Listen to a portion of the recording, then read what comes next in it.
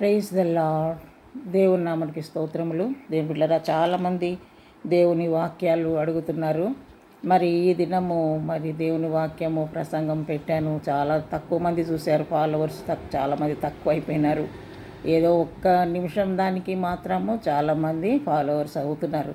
మరి దేవుని వాక్యం కూడా మనం వినాలి కదా. చాలామంది అమ్మ వాక్యము పెట్టండి, మిమ్మల్ని మేము చూడలేకపోయినా, మీ దగ్గరికి రాలేకపోయినా, మీరు మా దగ్గరికి రాలేకపోయినా, మరి యూట్యూబ్లో మీ వాక్యాన్ని మేము విని మేము ఎంతో బలపరచబడుతున్నాము, ఎంతో సంతోషిస్తున్నామని చెప్తున్నందుకు నేను ఎంతో దేవునికి స్తోత్రాలు చెల్లిస్తున్నాను. దేవుని బిడ్డలారా, మరి ఈ సమయంలో కొంత వాక్యాన్ని కూడా మనము ధ్యానించుకుందాం. ఎంతోమంది వాక్యానికి మరి ఆఫర్స్ ఇస్తున్నారు, ఇన్వైట్ చేస్తున్నారు. కానీ మరి నేను వాకర్ మీద ఉన్నాను కాబట్టి నేను వెళ్ళలేని స్థితిలో ఉంటున్నాను.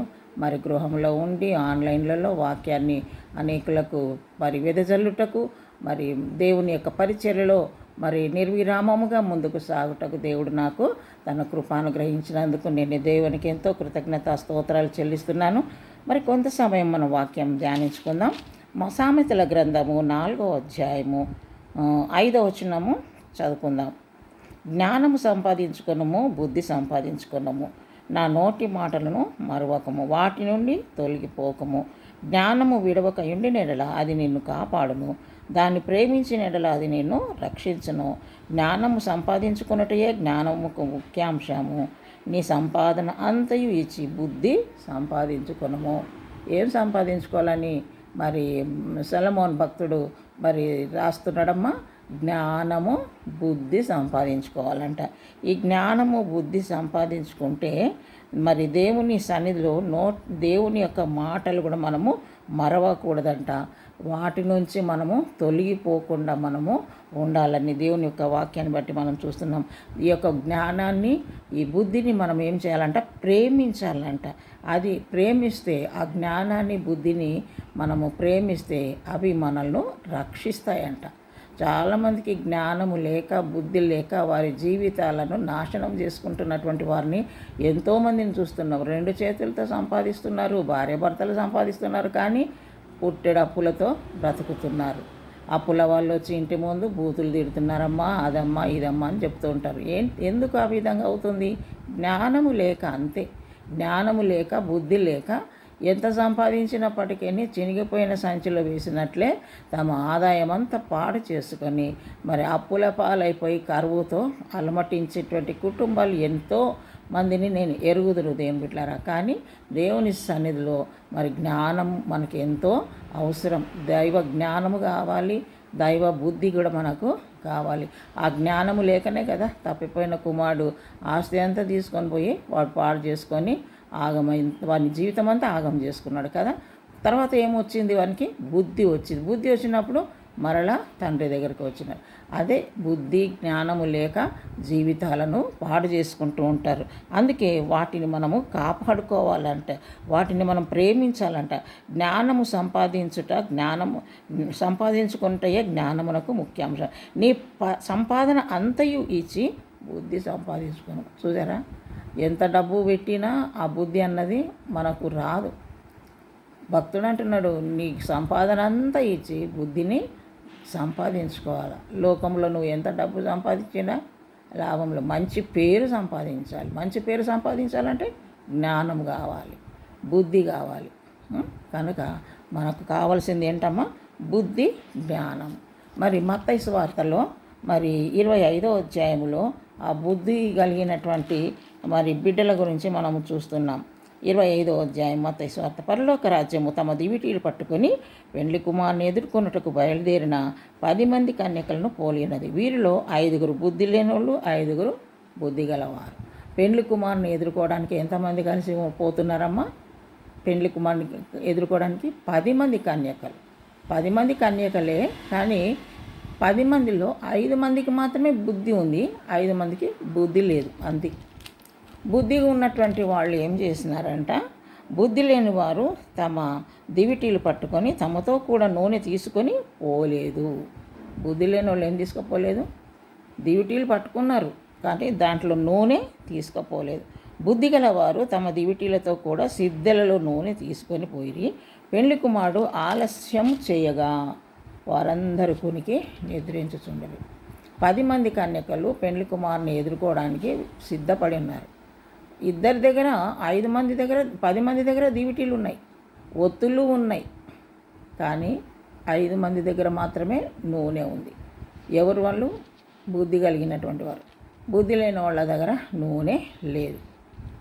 పెళ్లి కుమారుడు వస్తున్నాడు అని చెప్పి ఆ దివిటీలు పట్టుకొని ఎదురు చూస్తున్నారు.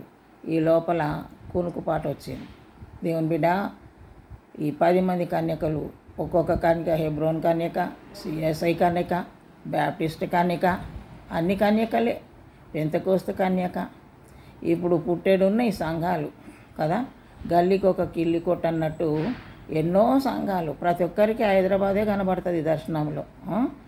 మరి దేవుని బిడ్డ, ఆయనోడు కానోడు, పిలుపు ఉన్నోడు లేనోడు అందరూ కూడా సేవకులు అయిపోయి జ్ఞానము లేక వాళ్ళు చేసే కథలకు ఇంకొకరికి కూడా పోరాటాలు జరుగుతూ ఉన్నాయి. లోకంలో ఎన్నో చూస్తూ ఉన్నాం. జ్ఞానం కావాలి మనకు, దేవుని బిడ్డ, బుద్ధి కావాలి మనకు.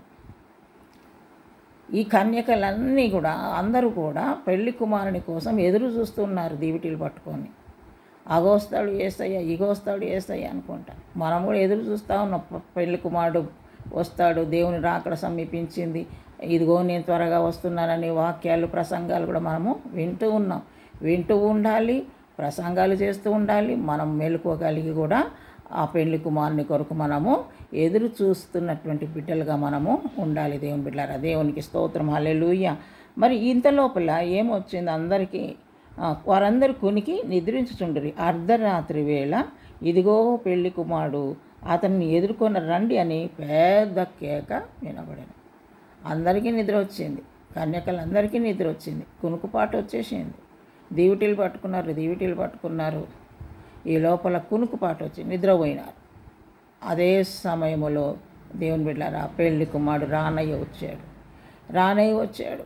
పెళ్లి కుమారుడు ఇదిగో వస్తున్నాడు అని పెద్ద కేక వినబడింది. ఆయనని ఎదుర్కోవడానికి రండి. అప్పుడు ఆ కన్యకలందరూ లేచి తమ దివిటీలను చక్కపరచరు. కానీ బుద్ధి లేని ఆ కన్యకలు, మా దివిటీలు ఆరిపోవచ్చున్నవి కనుక మీ నూనెలో కొంచెం మాకు ఇవ్వండి.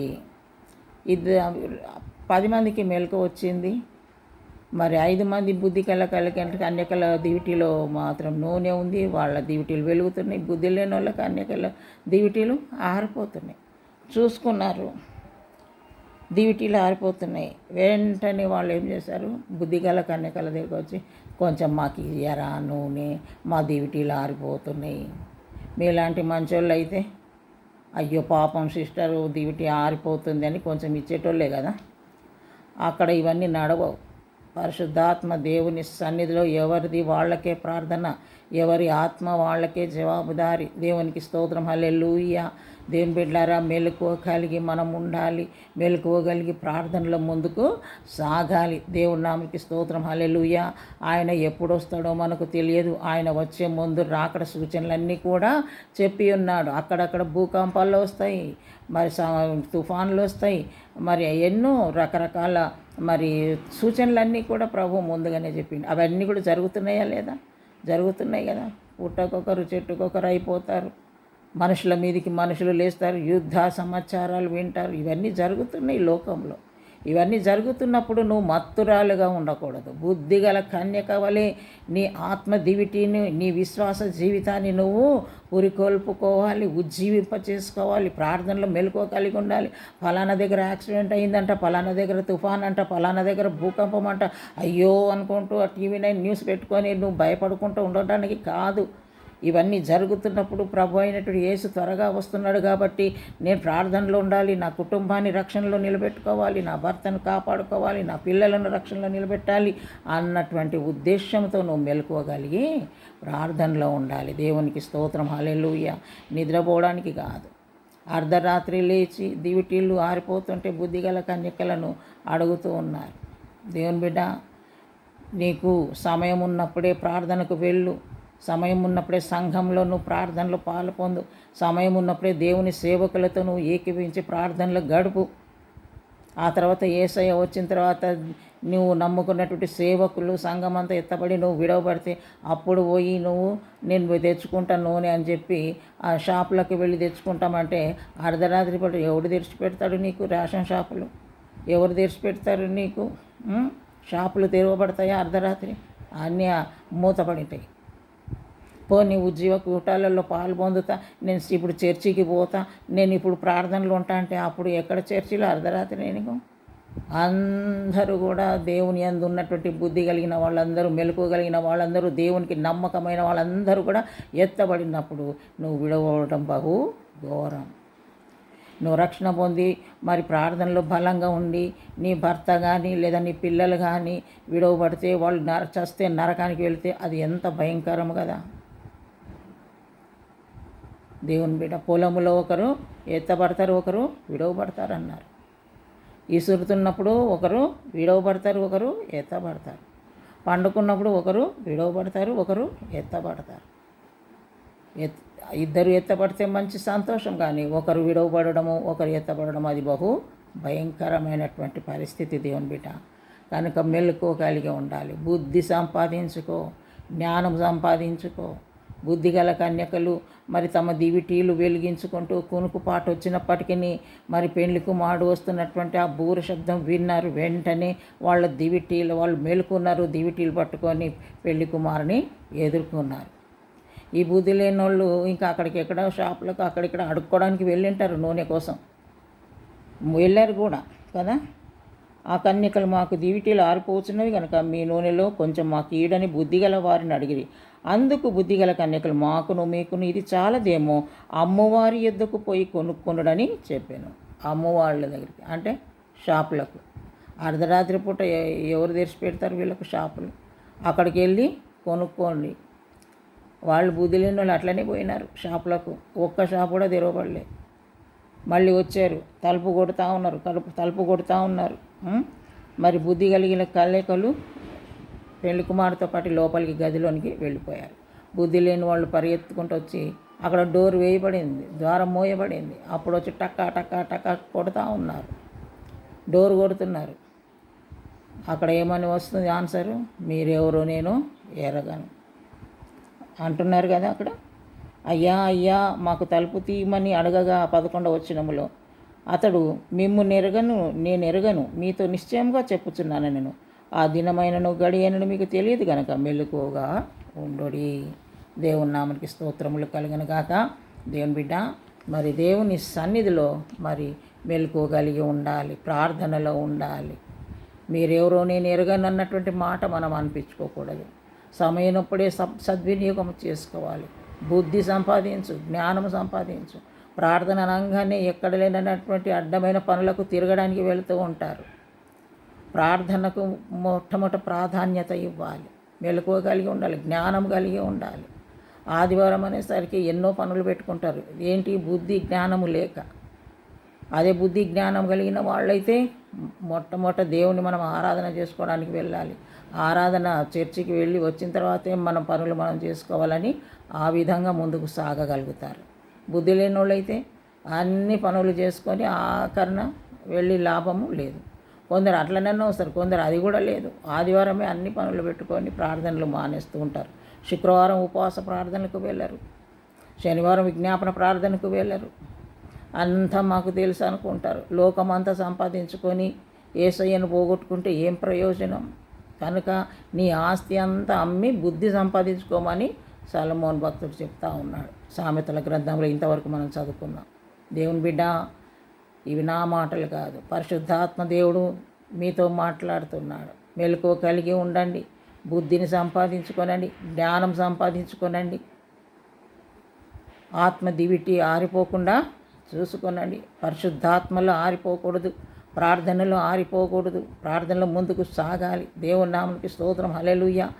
ఏ క్షణము ప్రభు వస్తాడో మనకు తెలియదు. ఎందుకంటే ఆయన రాకడ సూచనలన్నీ సంపూర్ణంగా నెరవేర్చబడుతున్న దినాలలో మనం ఉంటున్నాం. కాబట్టి మెలకువ కలిగి దేవుడిచ్చిన రక్షణ మనము చేతిలో గట్టిగా పట్టుకొని పరిశుద్ధాత్మ దేవుని పెళ్లి కుమారుని ఎదుర్కొనటానికి మెలకువ కలిగి ముందుకు సాగాలి. వ్యర్థమైన వాటి మీద మనసు ఉంచకుండా దేవుని వాక్యం మీద మనసు పెట్టి దేవుణ్ణి మొట్టమొదట వెంబడిస్తూ ఆ తర్వాత మన పనులు మనం చేసుకుంటే అది మనకు ఆశీర్వాదం. కనుక మెలకువ కలిగి ఉండుదాం. ప్రభు అయినటువంటి యేసు త్వరగా వస్తున్నాడు.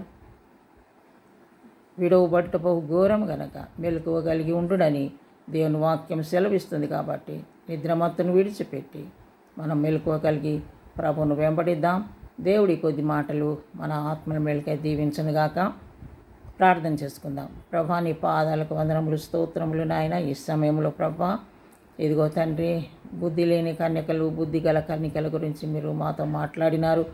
అన్నిటికంటే ముందుగా ప్రభా, బుద్ధిని, జ్ఞానాన్ని సంపాదించుకోమంటున్నావు. అవును ప్రభా, మేము బుద్ధి జ్ఞానాన్ని సంపాదించుకొని ఆ బుద్ధి జ్ఞానాలను మేము ప్రేమించినట్లయితే అవి మమ్మల్ని కాపాడుతాయి అంటున్నావు కనుక ప్రభా, నిజంగా బుద్ధి జ్ఞానం ఉన్నందుకు నా తండ్రి బుద్ధిగల కన్యకలు కాపాడబడి ఉంటున్నారు ప్రభా.